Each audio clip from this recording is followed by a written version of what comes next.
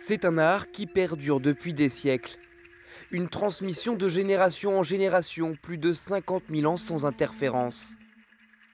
Par ses formes, les aborigènes, peuples autochtones de l'Australie, s'expriment, codifient leur société et perpétuent leurs traditions.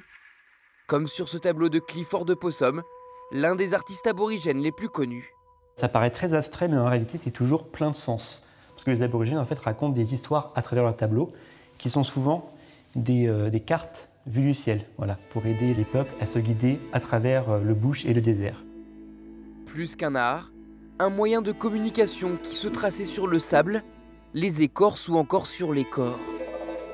Depuis les années 70, les aborigènes ont couché leur savoir-faire sur des tableaux, un acte aussi politique.